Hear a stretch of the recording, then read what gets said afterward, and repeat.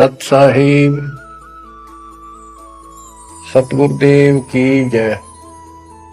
बंदी छोड़ कबीर साहिब जी की जय। बंदी छोड़ गरीबदास जी महाराज जी की जय। स्वामी राम देवानंद जी गुरु महाराज जी की जय हो।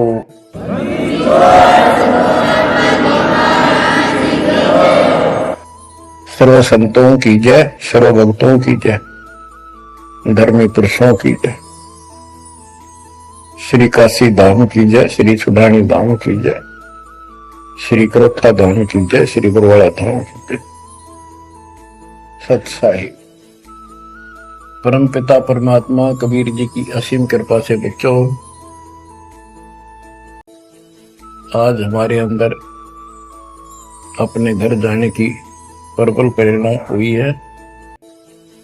बच्चों, कोई भी काम है उसकी विशेष जानकारी होने के बाद उसमें रुचि बनती है। किसी प्रकार अब हमें पता चला है कि इस लोक में हम गलत स्थान पर रह रहे हैं,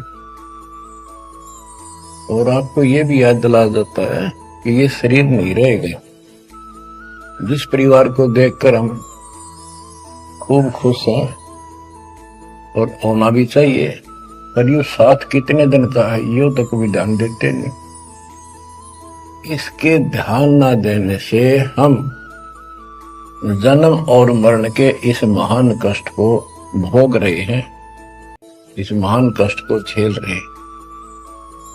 अभी तक कोई इस तरह सच्चाई कहने वाला नहीं था। जैसे कोई यूं कह देता ना, भाई ऐसे ऐसे वो हो सकता है, मृत्यु हो जाएगी, तो यूं कहा करते कई तो भाई ये बात ना बोला, मृत्यु हो जाएगी, अच्छी बात बता। यानी यूं कहना बुरी बात मानने थे कि यूं ना कह मौत भी हो जाएगी, कभी संसार भी छोड़ना पड़ेगा।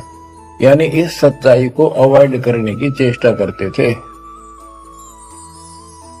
तो बच्चों, कबूतर क्या करता है, जब बिल्ली निकट आ जाती है वो डर जाता है, उड़ने की बजाय आंखें बंद कर लेता है और सोच लेता है खतरा टल गया, तो वो उसकी गर्दन मरोड़ के खा जाती है।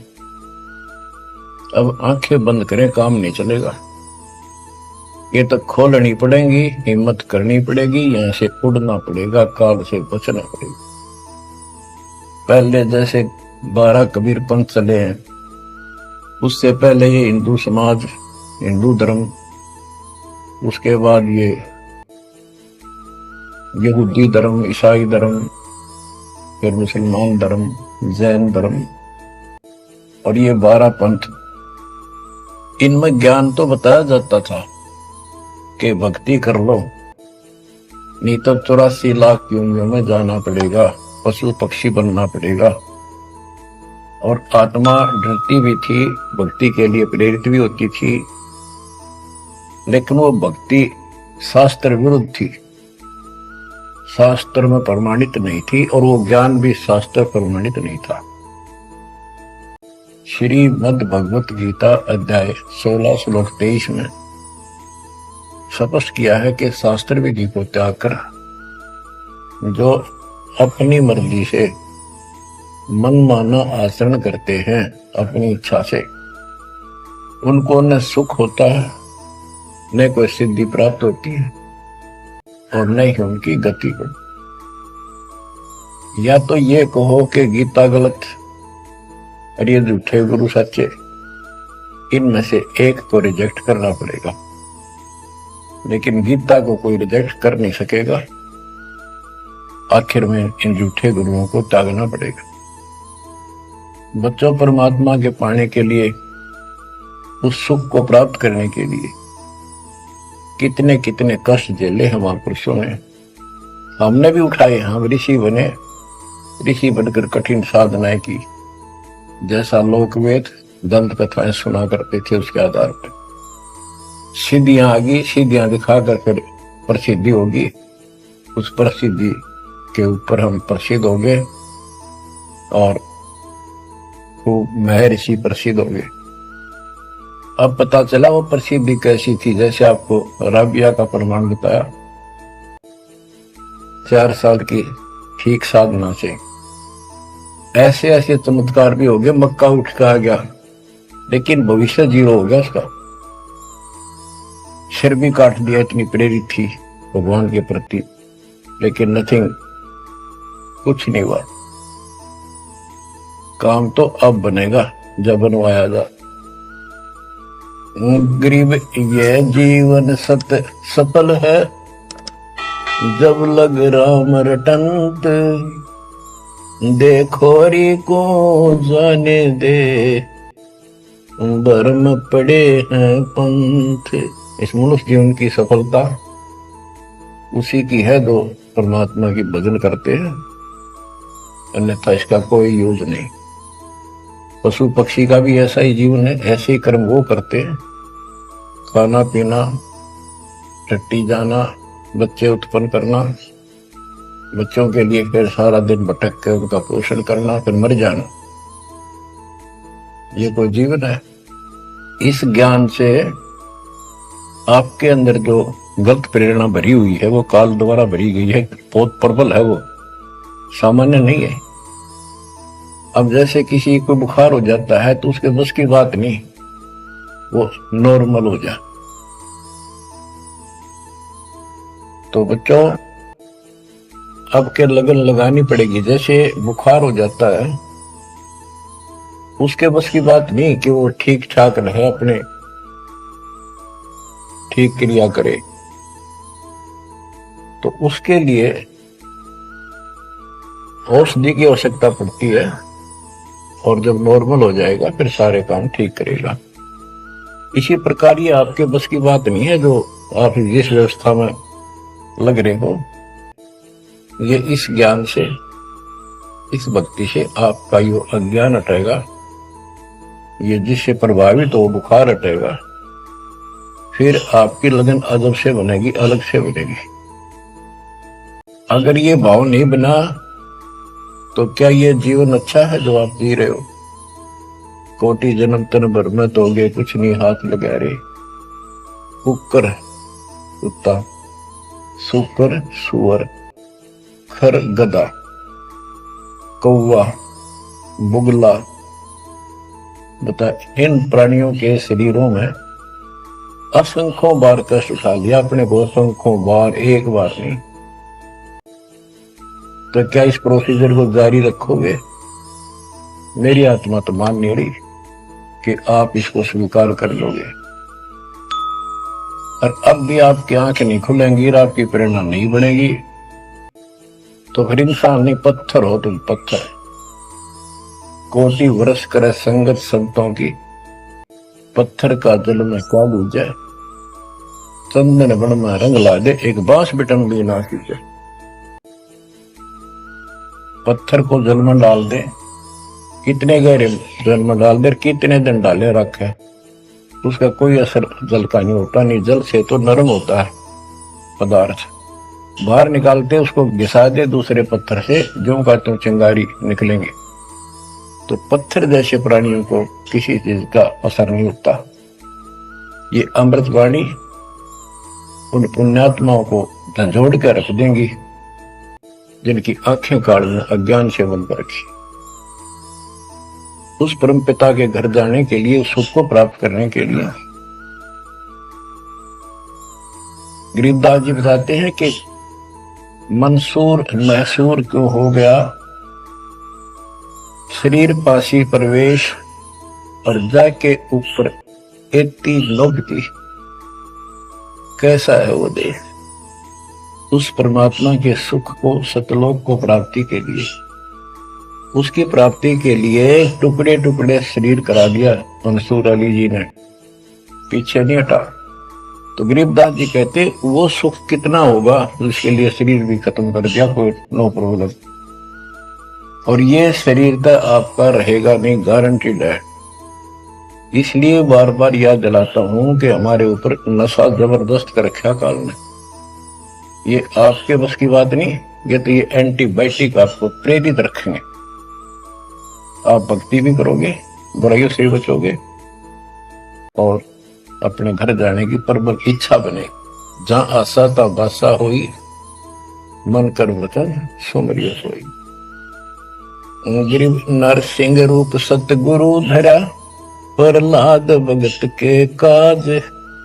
हिरणाकुश को ले गया, जो तीतर को बाज। परमात्मा कबीर जी ने ही नरसिंह रूप धारण किया।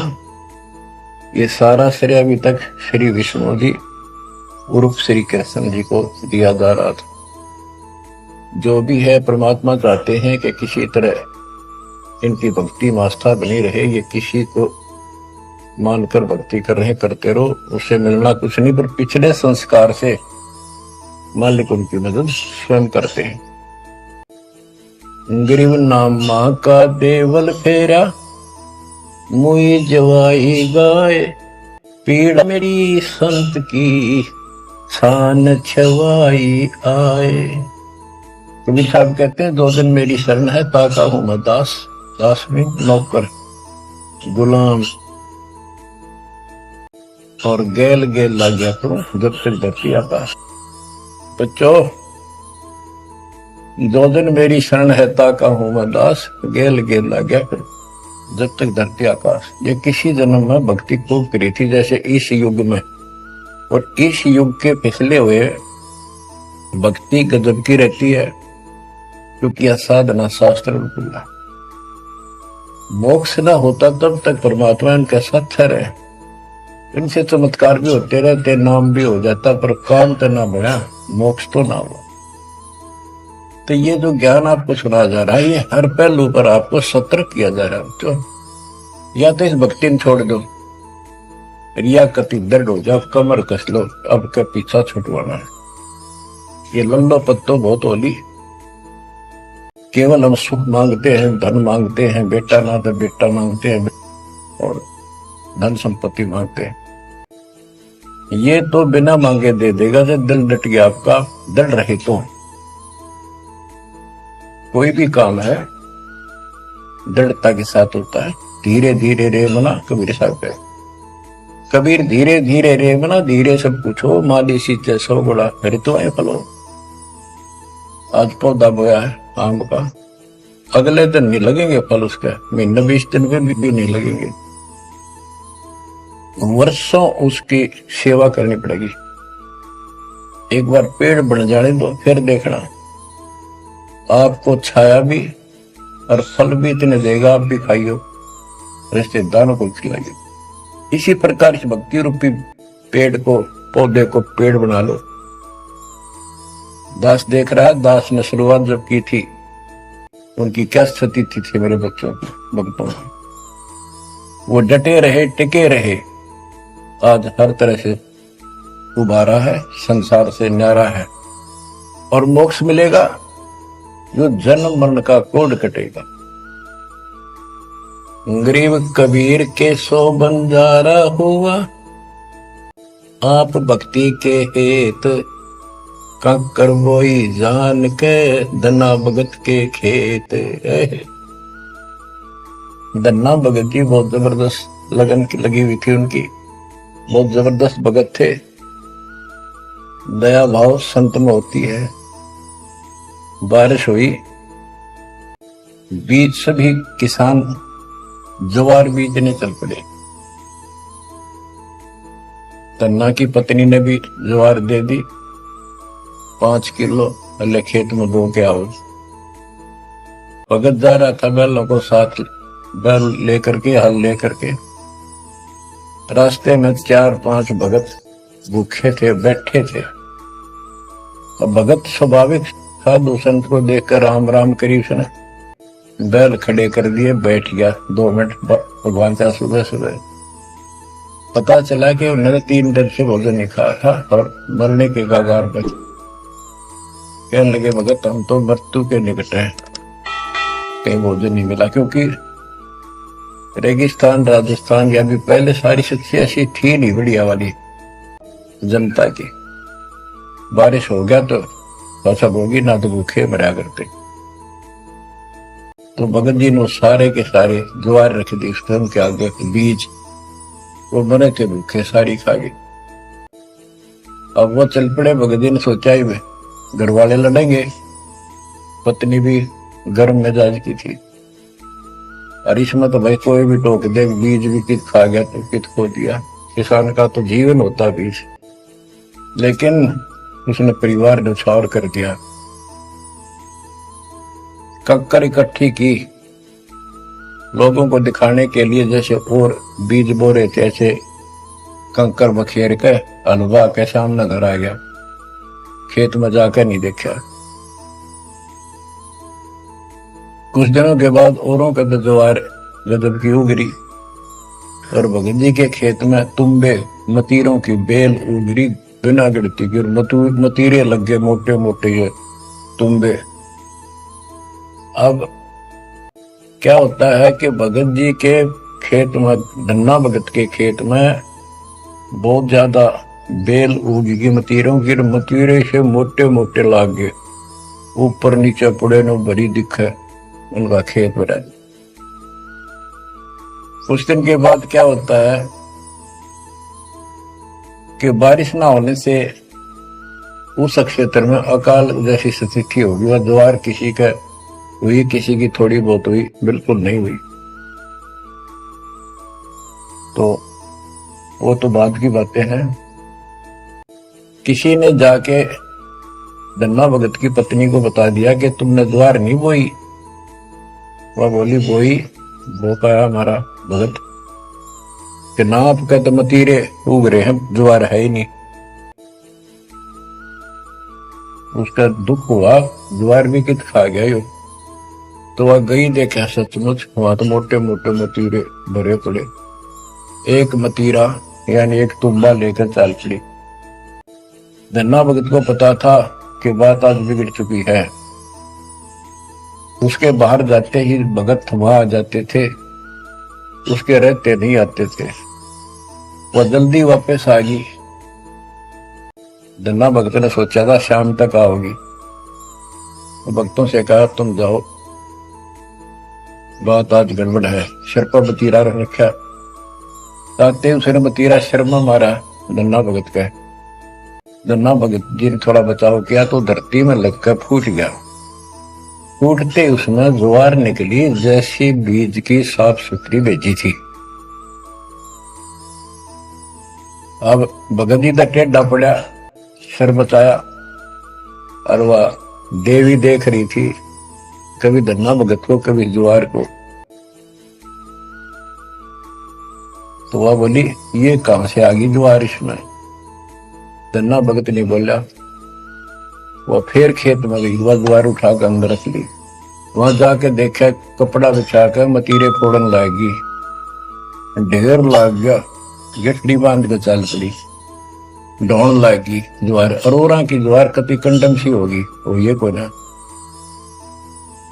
खड़ी तो रही, पर बस उसमें बीज नहीं बढ़ा, सूखी सूखी सी खड़ी।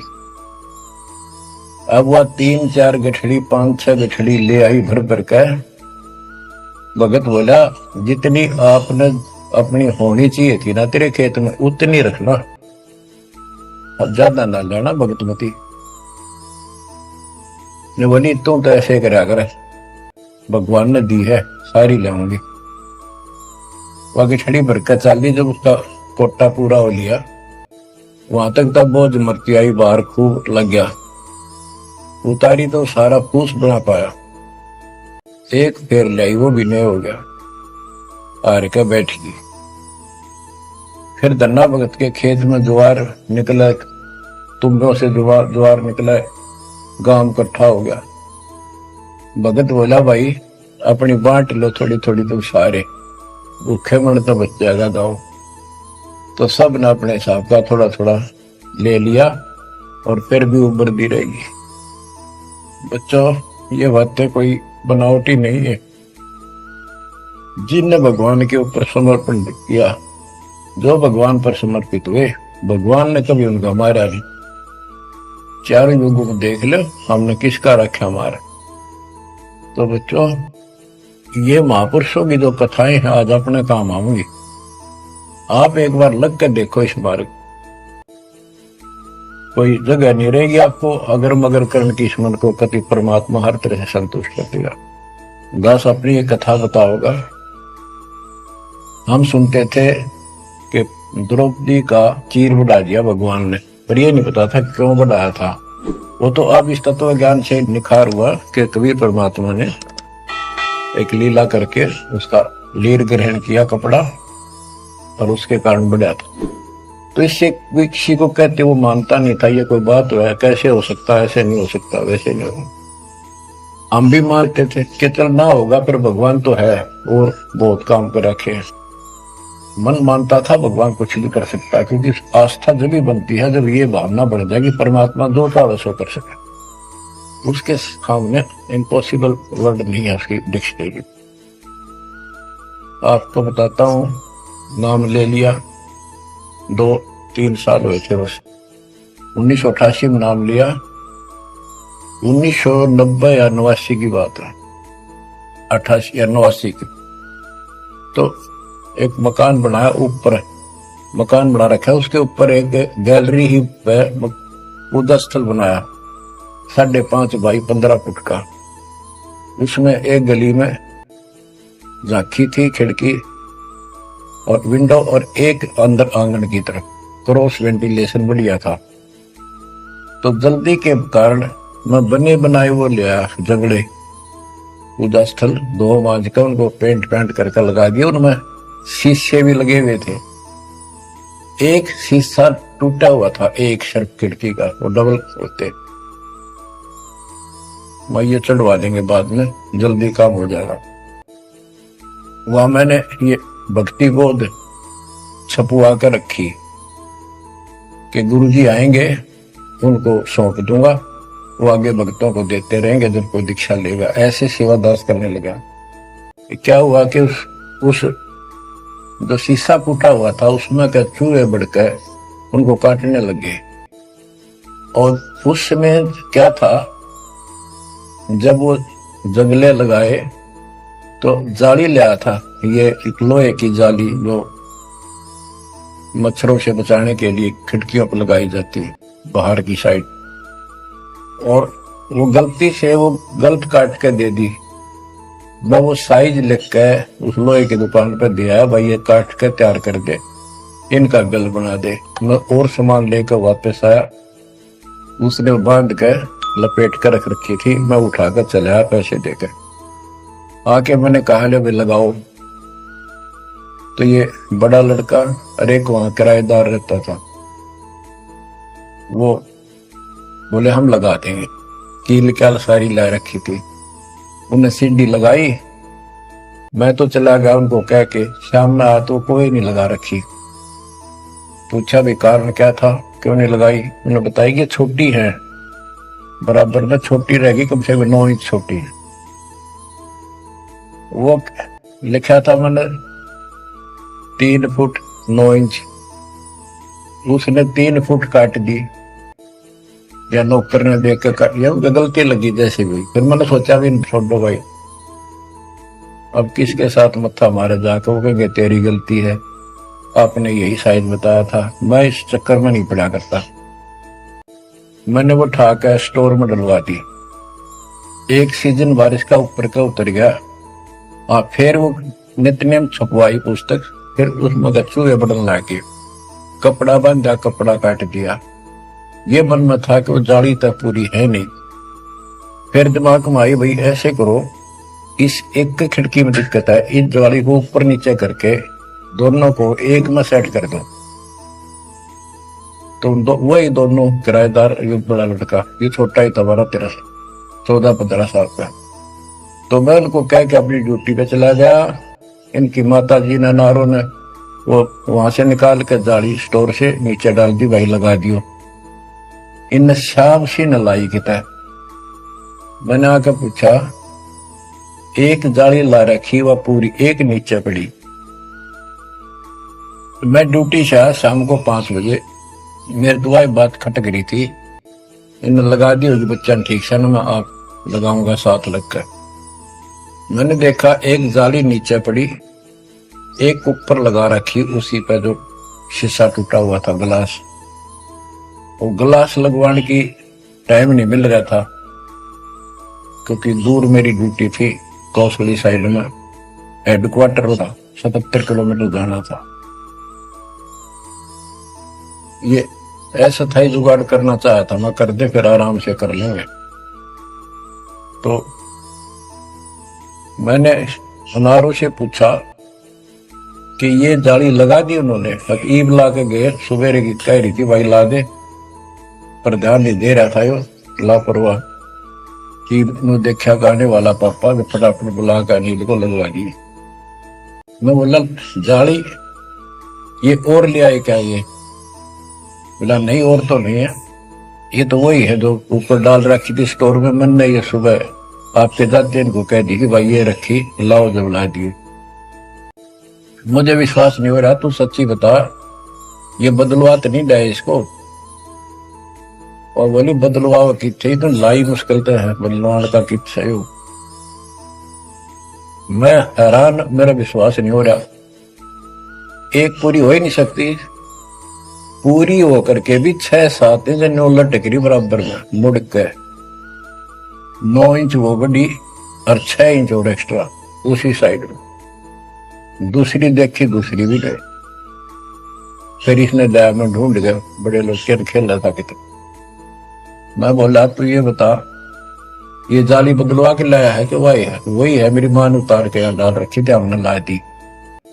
मैं मेरी कसम खा कबीर साहिब की कसम खा। बच्चों वो दिन है आज, इतना गजब का विश्वास कर दिया जाता। बात कुछ नहीं थी, बात और भी लाई जा सके थी, लेंगो दिखा दिया, कपड़ा छोड़ हम लो बढ़ा जा। इस मालिक कबीर साहब ने लोहे की जाली बढ़ा दी। वो आज भी विद्यमान है, एक तो उनमें से। वो मकान बेच दिया था इसने, वीरेंद्र ने, मेरे यहाँ इस मार्ग पाने के बाद। जिसने लिया वो भगत, उस भगत ने वापस डोनेट कर दिया कि ऐसी अनमोल पूंजी को मैं सुरक्षित नहीं रख पाऊंगा, आपको वापस दे। आज वो फिर वही है, वह जाली लगी हुई है। हमने भी उसमें सिखाई किया नहीं है अभी, क्योंकि हमें थोड़ा सा फुर्सत सी होगी, यहाँ से निपटेंगे मिशन को पूरा करके, उसको फिर याद के रूप में रखेंगे। तो बच्चों विश्वास रखो इस मालिक पे। कह कबीर सुनो भी साधो मैं तो हूँ विश्वास।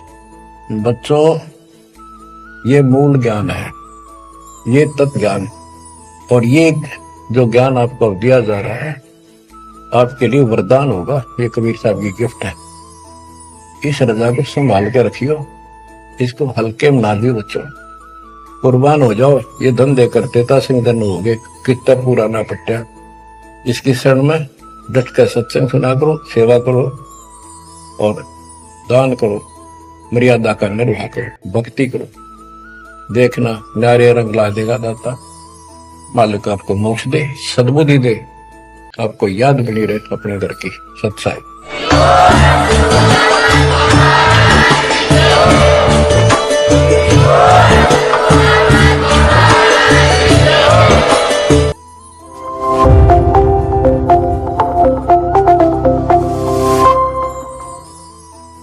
सत साहिब